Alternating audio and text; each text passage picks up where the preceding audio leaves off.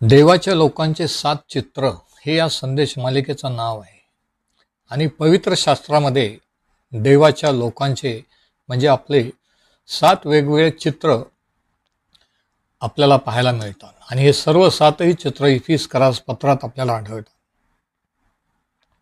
आणि या संदेश मालिकेतला आजचा 4था भाग आहे. आणि आजचा आपला विषय आहे दुसरे चित्र म्हणजे शरीर, पिक्चर टू द बॉडी. आता देवाचं वचन हे एक आरसा आहे. आपण देवाकडे येण्यापूर्वी आपण कसं असतो ते आपल्याला त्याच्यात पाहायला मिळतो की आपण पापी आहोत, आपल्याला तारणाची क्षमेची गरज आहे. नंतर प्रभू येशूवर विश्वास ठेवून तारण झाल्यानंतर क्षमेचा अनुभव घेतल्यानंतर आपण कसे झालेलो आहोत, नीतिमान ठरलेलो आहोत, त्याच्या रक्ताने शुद्ध झालेलो आहोत हे आपल्याला पाहायला मिळतं. आणि एवढंच नव्हे तर देव त्याच्या आत्म्याने त्याच्या वचनाने आपल्याला कसं घडवित आहे आणि आपण एक दिवशी काय होऊ, कोण होऊ हे देखील पाहायला मिळतं. आणि म्हणून त्या वचनाच्या आरशात पाहणं महत्त्वाचं आहे. तर ह्या संदेश मालिकेत आपण हे पाहणार आहोत की वैयक्तिकरित्या एकटेच नाही तर सामुदायिकरित्या, सार्वजनिकरित्या, मंडळीय नात्याने आपण आपल्याकडे देव कशा रीतीने पाहतो, कशा रीतीने तो आपल्याला घडवत आहे एकत्रितपणे. आणि म्हणूनच या मालिकेचं नाव आहे देवाच्या लोकांचे 7 चित्र. आणि हे 7ही चित्र पावलाच्या इफिसकरास पत्रावर आधारित आहेत. आता मागच्या आठवड्यात आपण पहिलं चित्र पाहिलं जे आपल्याला इफिसकरास पत्र 1 आणि वचन 22 मध्ये आढळतं. आणि या ठिकाणी पाऊल असं लिहितो, त्याने सर्व काही त्याच्या पायाखाली ठेवले. त्याने म्हणजे देव पित्याने, त्याच्या म्हणजे प्रभू येशूच्या. त्याने सर्व काही त्याच्या पायाखाली ठेवले आणि त्याने सर्वावर मस्तक असे व्हावे म्हणून त्याला मंडळीला किंवा मंडळीसाठी दिले. मंडळीला किंवा मंडळीसाठी अंडरलाईन करा. इफिस 1:22 म्हणजे पहिलं जे चित्र आहे ते आहे देवाचे लोक, देवाची मंडळी आहे, असेंब्ली किंवा चर्च. आज आपण दुसरं चित्र पाहू जे आपल्याला इफिस 1 आणि 23 मध्ये आढळतं. इफिसकरास पत्र पहिला अध्याय आणि वचनं 22 आणि 23 आपण वाचू. त्याने सर्व काही त्याच्या पायाखाली ठेवले आणि त्याने त्यांच्यावर मस्तक असे व्हावे म्हणून त्याला मंडळीला दिले. हीच त्याचे शरीर जो सर्वांनी सर्व काही भरतो, त्याने ती म्हणजे मंडळी भरलेली आहे. इफिस 1:22 आणि 23. आता जे दुसरं चित्र आपल्याला आढळतं इफिस 1:23 मध्ये ते आहे मंडळी हे त्याचं शरीर आहे. देवाचे लोक हे ख्रिस्ताचं शरीर आहे, बॉडी ऑफ क्राइस्ट. एकत्रितपणे, वैयक्तिकरित्या नाही तर एकत्रितपणे आपण ख्रिस्ताचं शरीर असे आहोत. पहिलं चित्र हे आपण एक मंडळी आहोत किंवा सभा आहोत आणि दुसरं चित्र आहे की आपण ख्रिस्ताचं शरीर आहोत. याचा अर्थ काय? याच्यावरून आपल्याला आपली जबाबदारी किंवा आपल्या जबाबदाऱ्या आणि आपलं कार्य हे कसं दिसून येतं. आपण जर ख्रिस्ताचं शरीर आहोत तर ह्या शरीराचं कार्य किंवा उद्देश काय? आणि सरळ साध्या सोप्या भाषेत जर सांगायचं झालं तर शरीराने आपण जगाशी आणि काळाशी कनेक्ट होतो. जोपर्यंत आपण या शरीरात आहोत तोपर्यंत ह्या जगात काळ आणि समय आहे, टाइम. आणि म्हणून the purpose of the body is to get things done in time and space. की आपण टाइम आणि स्पेस, वेळ आणि काळाशी संबंधित आहोत शरीरात असल्यामुळे. शरीर सोडल्यानंतर आपण अनंत काळात जाऊ, पण शरीराने ह्या जगात असल्यामुळे आपण जगाशी आणि काळाशी संबंधित आहोत. आणि ख्रिस्ताचं शरीर या नात्याने सुद्धा त्याच रीतीने आपण ह्या जगाशी आणि काळाशी संबंधित आहोत. आपण ते माध्यम आहोत या जगात किंवा पृथ्वीवर की आपल्याद्वारे म्हणजे ख्रिस्ताच्या शरीराच्या द्वारे म्हणजेच तुमच्या आणि माझ्याद्वारे जगामध्ये देव त्याचे उद्देश, त्याच्या योजना सिद्धीस नेत असतो. जगात काय घडतंय, काय घडणार आहे याच्यासाठी त्याला आपली गरज आहे आणि तो आपल्यावर अवलंबून असतो. आता इब्री लोकास पत्राच्या 10व्या अध्यायामध्ये ख्रिस्ताच्या शरीराबद्दल विशिष्ट असं काहीतरी सांगितलेलं आहे आणि याचा संदर्भ स्तोत्रसहितामधून आहे, पण आपण वेळेअभावी त्या स्तोत्रामध्ये जाणार नाही.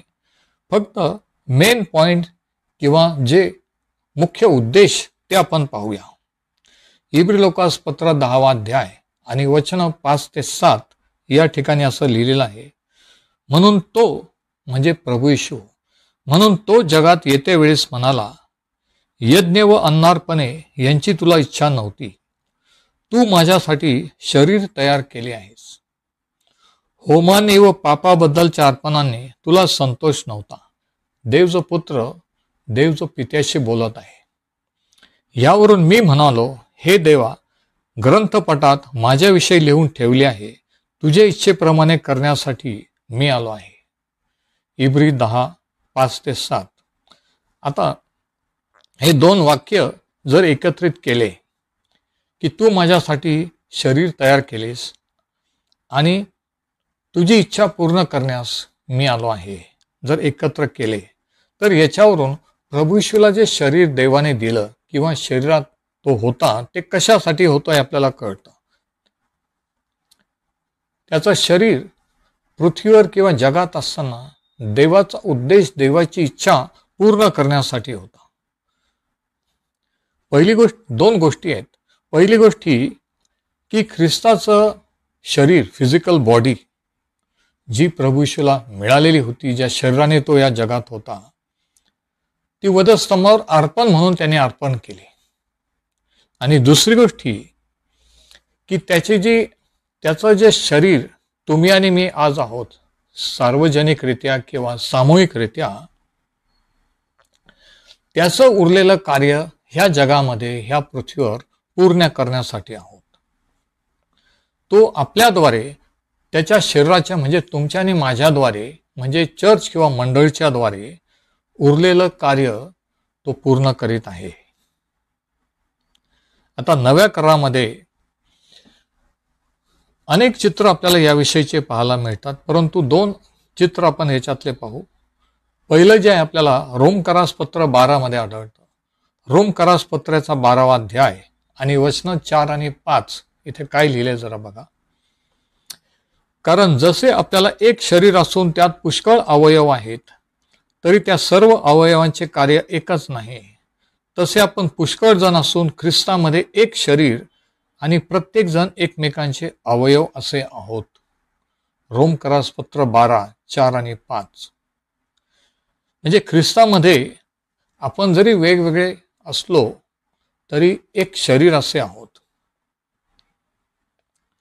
आणि आपण एकमेकांचे अवयव आहोत. आपण जरी स्वतंत्र वेगवेगळे व्यक्तिमत्व आपल्याला असले तरी आपण एकमेकांचे अवयव आहोत आणि सर्वजण मिळून ख्रिस्ताचं शरीर आहोत. आणि हेच चित्र पावलाने करिंथीकरांना देखील सांगितलेलं आहे. करिंथीकरास पहिले पत्राचा 12वा अध्याय आणि वचन 12 ते 21. पहिले करिंथ 12 ते 21 या ठिकाणी पाऊल हे अजून स्पष्टपणे सांगतो. आणि हे या ठिकाणी पाऊल मंडळी किंवा चर्च विषयी म्हणजे तुमच्या आणि माझ्याविषयी बोलत आहोत.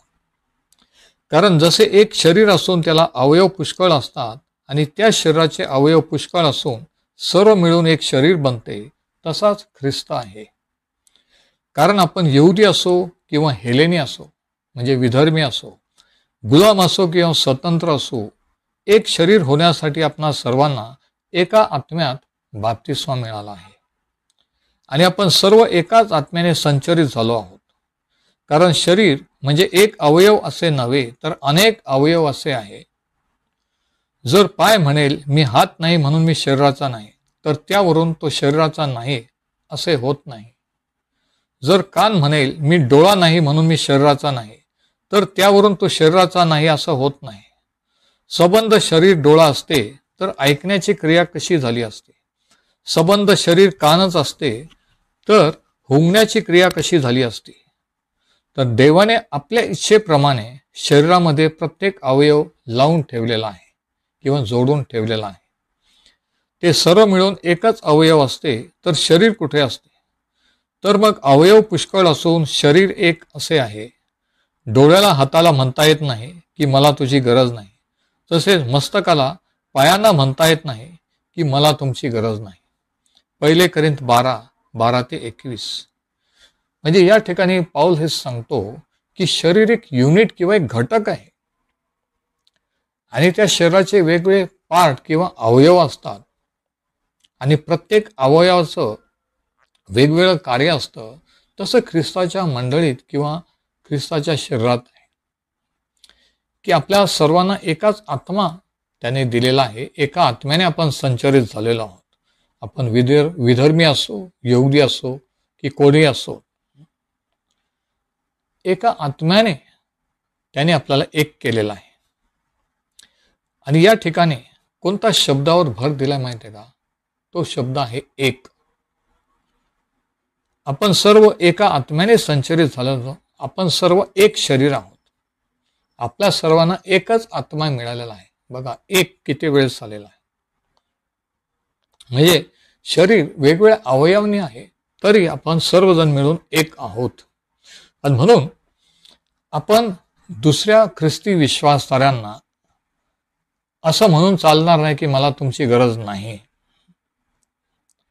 मी करू शकतो, हे शास्त्राला धरून नाही. आता शरीराचं मस्तक म्हणजे ख्रिस्त, याला देखील शरीराची गरज आहे. मस्तक जर वेगळं केलं तर शरीराचा काही उपयोग नाही. आणि मस्तक म्हणजे ख्रिस्त सुद्धा असं म्हणत नाही की मला शरीराची गरज नाही. मस्तकाला देखील शरीराच्या सर्वात छोट्या अवयवाची गरज असते. तसं ख्रिस्ताला आपण किती छोटे असलो त्याच्या मंडळीमध्ये, त्याच्या राज्यामध्ये, तरी आपली गरज आहे आणि आपण तितकेच महत्त्वाचे आहोत. पुष्कळ अवयव मिळून एक शरीर. आता तयार झालेलं चित्र, तयार झालेलं प्रॉडक्ट किंवा उत्पादन कसं असेल याचं देखील वर्णन पौलाने केलेलं आहे की आपण तयार झाल्यानंतर, घडल्या गेल्यानंतर. इफिसकरास पत्र 4 आणि याचं 16 वचन. इफिस 4 आणि 16 मध्ये पौल असं लिहितो, त्याच्यापासून म्हणजे ख्रिस्तापासून, त्याच्यापासून पुरवठा करणाऱ्या प्रत्येक सांध्याच्या योगे सबंध शरीराची जुळवणूक व जमवाजमव होत असते आणि प्रत्येक अंग आपापल्या परिमाणाने कार्य करीत असता आपली रचना प्रीतीमध्ये होण्यासाठी शरीर आपली वृद्धी करून घेते किंवा शरीर आपली वाढ करून घेते. इफिसकरास पत्र 4 आणि 16. तर बघा, ख्रिस्तामध्ये आपण एकमेकांशी जोडलेला आहोत एका आत्म्याने. आणि जरी आपण वेगळे आहोत तरी आपण त्या शरीराचे अवयव आहोत आणि सर्व मिळून ते शरीर आहे. हे ऐक्य त्याच्या आत्म्याने म्हणजे पवित्र आत्म्याने आलेले आहे, येत असते.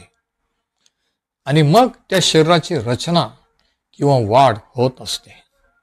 जोपर्यंत अवयव शरीराला जोडलेले नाहीत तोपर्यंत ते अवयव जसं कामाचं नाही, काम करू शकत नाही, तसं जोपर्यंत तुम्ही आणि मी मंडळीला किंवा ख्रिस्ताच्या शरीराला म्हणजे इतर जे विश्वासणारे आहेत एकमेकांना आपण जोडलेले नाहीत तोपर्यंत आपण कार्य करू शकत नाही.